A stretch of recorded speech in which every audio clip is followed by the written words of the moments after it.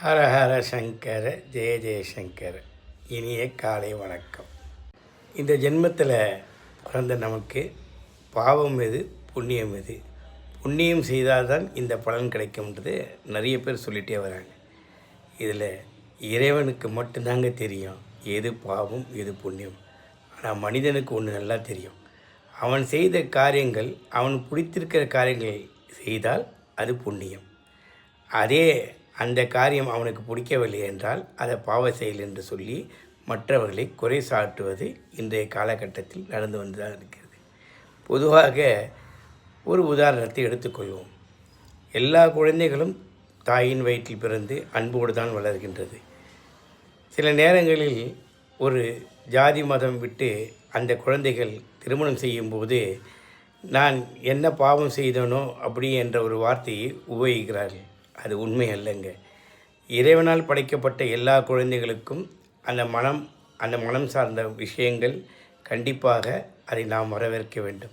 உங்களுக்கு அந்த விஷயங்கள் பிடிக்கவில்லை என்று சொல்லும்போது நான் என்ன பாவம் செய்தனோ இப்படி நடந்து விட்டது என்று சொல்வது அநாகரிகமான ஒரு விஷயம்.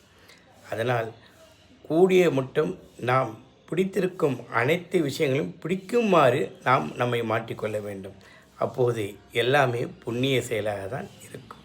இதுதாங்க இந்த பிரபஞ்சத்தின் மிகப்பெரிய ரகசியம். நீங்கள் வேணால் இதை ஏற்றுக்காமல் இருக்கலாம்.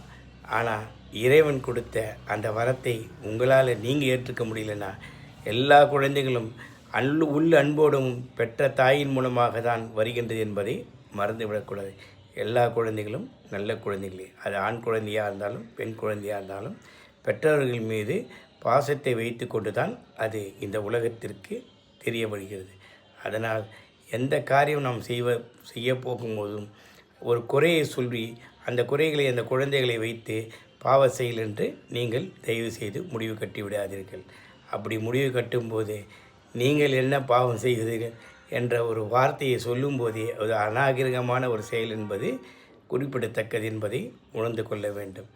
இந்த நாள் எல்லோருக்கும் இனிய நாளாக இருக்கும். எல்லாருக்கும் எல்லா விஷயங்களும் பிடிக்க வேண்டும். பிடித்து செய்யும்போது உண்ண உணவு, உடுக்க உடை, இருக்க இருப்பிடம், இவ்வளோதாங்க. நாம் அணிந்து கொள்ளக்கூடிய ஆடை அணிகளிலிருந்து எல்லாமே அப்படி தான்.